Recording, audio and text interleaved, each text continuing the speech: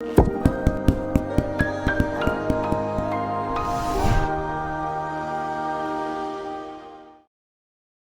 everyone, I'm that one dog in your neighborhood that seems to never stop barking, and in today's video we're going to be banishing the basic Minecraft Nether portal and transforming it into 5 breathtaking yet simple portals that will fit pretty much any build style.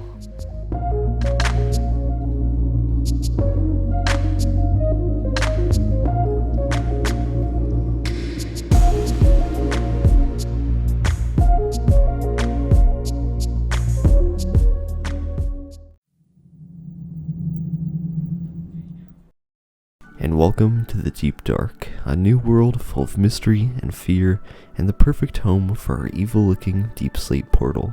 And here we have our base portal, which is going to be 7 blocks tall and 4 blocks wide. So to build up this portal, you're just going to need everything I have down to my hotbar, and let's start this off the way you would start off any evil portal, with 4 Deepslate blocks in each of the corners. From there we're going to be placing in some facing downstairs just like this, same on the other side as well.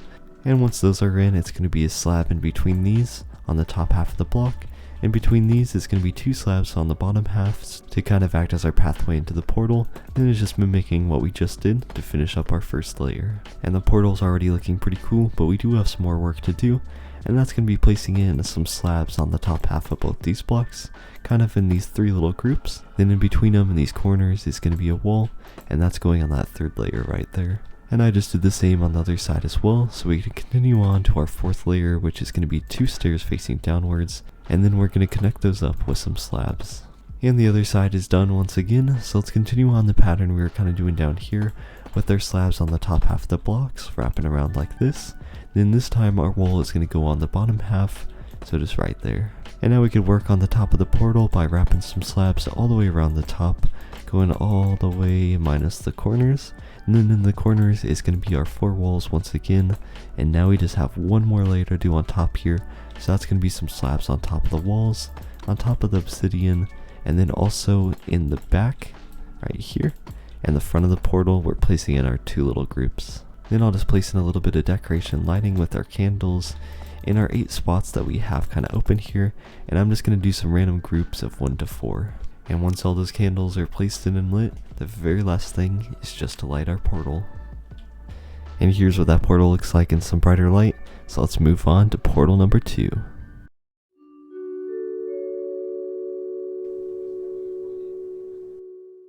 So back up here on the surface, we have a really simple portal that you could get done in no time at all. So a lot of the materials I'm going to be using here are just averages, since this is going to be a pretty randomized build, but I'm going to start off by kind of trying to come up with a good shape to flow around this portal, something that looks pretty natural, and we're just starting off with just this 2D shape right here. So I'm pretty happy with how this looks right here. So then it's just going to be making this 3Dified by kind of trying to flow this out a little bit, add some here, I'll keep that one, and I'm just kind of trying to think of stuff that would look good here. And place one maybe like that, and I'm starting to like the way that looks. So then we'll do the same on this side as well, just kind of trying to come up with a random pattern that seems to fit pretty well and doesn't look too weird or anything. And like one thing I'm noticing is I'm not liking this corner so much, so I'll probably add in another grass block there and then try to blend it a little bit better, and I think that looks better. And I'm going to remove this block as well to kind of fix up this corner.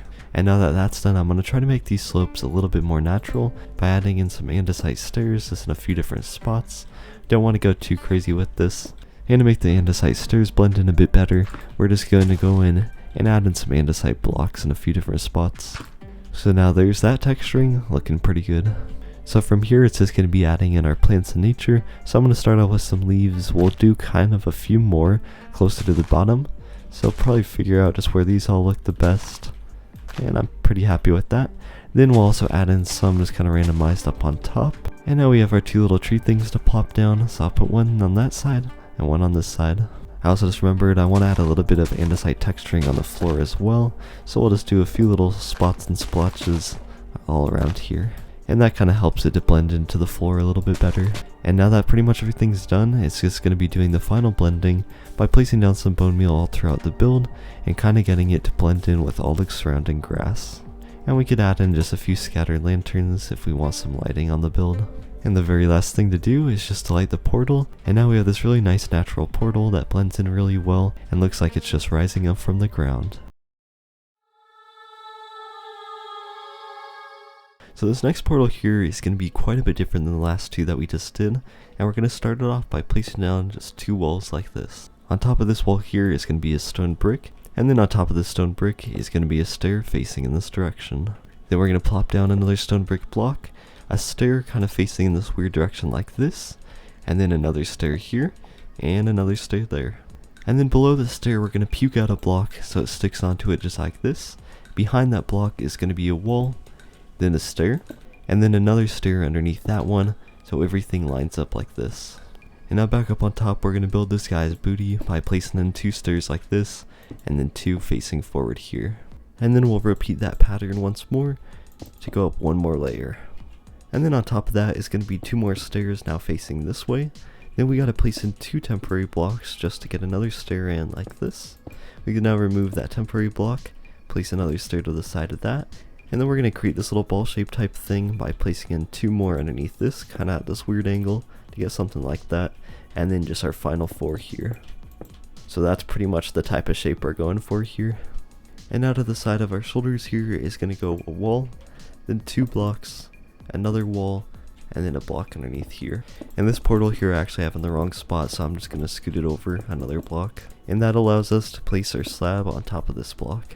Then to make our other arm, it's going to be a block to the side of this stair, a slab underneath it, a stair on top of it, another stair to the side of that stair, kind of making this little Z thing here, and then above that is another block and a slab to finish it. And just like that, we created this pretty amazing statue of a person holding up a portal. And then obviously you could use any type of stair or wall combination for the blocks here, but if you are using stone bricks, you could also add in some mossy and cracked stone bricks to add some more detail to it. And another thing you could actually do is place a slab back here, and that will actually allow you to climb all the way to the top of the portal, even in survival.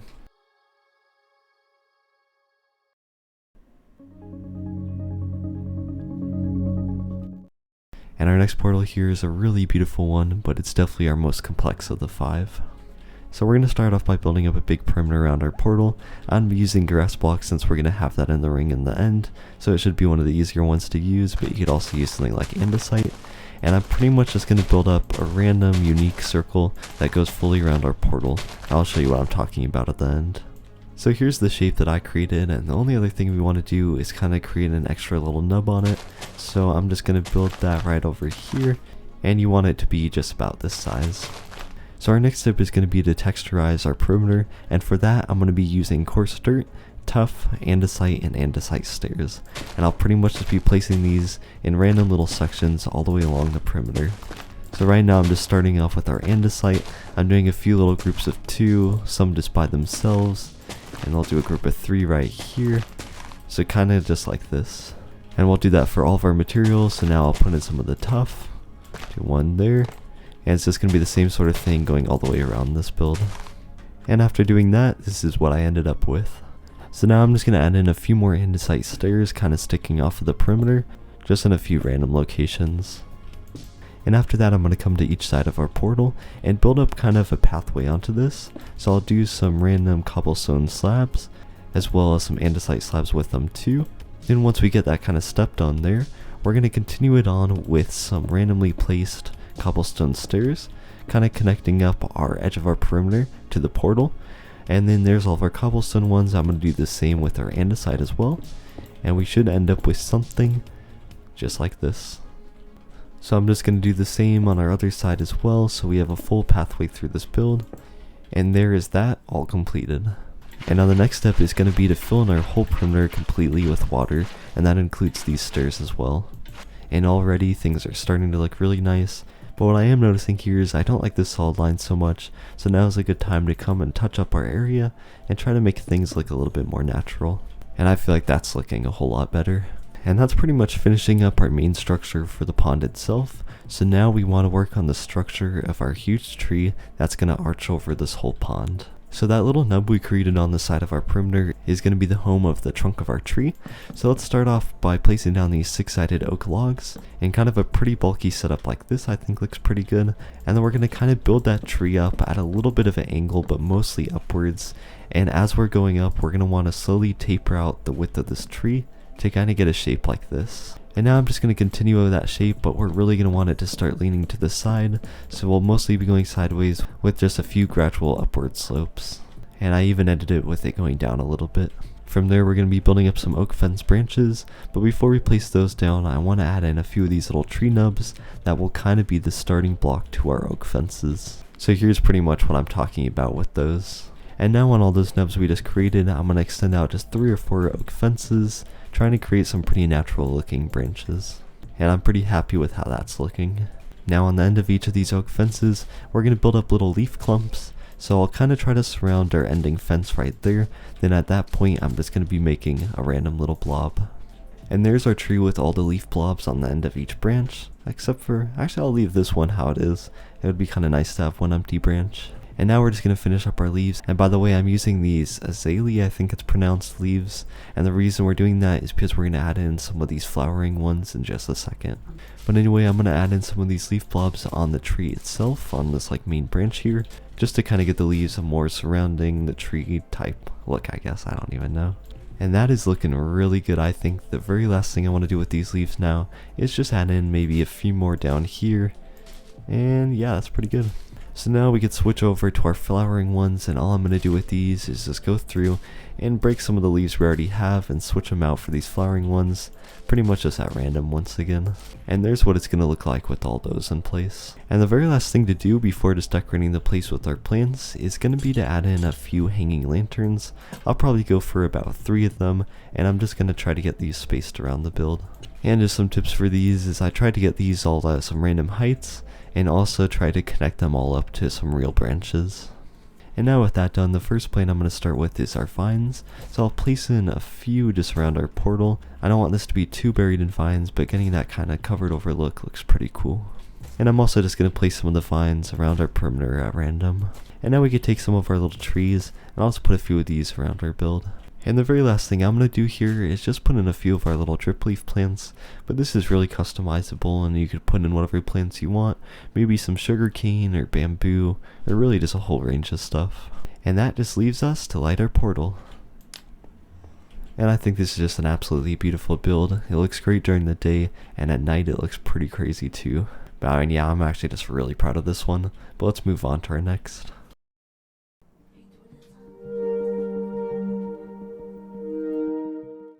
So I'll be honest, this next build here isn't the craziest thing in the world, but it's still definitely a nice option for a futuristic build. So to build it, I'm going to start off by wrapping our portal fully around with these smooth quartz slabs, and we're doing that just right here on the second block on the bottom half. And I'm also just going to do the same thing right at this height here. And now I'm going to go to the side of our portal, place down a slab, and build it out 3 like this. On this end one, I'm going to build it up so we get this full block. I'm going to do the same on the other side as well, so 3 out and up 1. I'm also going to extend this around to the other side as well, so all the way to right here, build it up, and then continue that on, build it up, and create our full square. And then on top of each of these solid blocks we made, we're going to place in 4 glass, so just like this on each one. And then on top of any of our glass, we're going to place in a slab, and extend that out to connect up all of our glass pieces. And we're going to do that one more time, just a block higher, to create another level like this. And that just leaves our last step to light the portal. And that finishes up our portal, so really not anything too crazy like I was saying, but it is still a pretty nice modern looking one. And that is all 5 builds, so that's actually going to do it for today's video. But if you do want to see how to build up an ultra tiny little nether build, I did do a video on 12 different micro builds that are only 3 blocks by 3 blocks wide. But yeah, that's all I have, so I'll catch you guys in the next one. Thank you very much for watching. If you want to like and subscribe and everything, that would be really awesome. But that's all I got, so thank you guys and see you next time.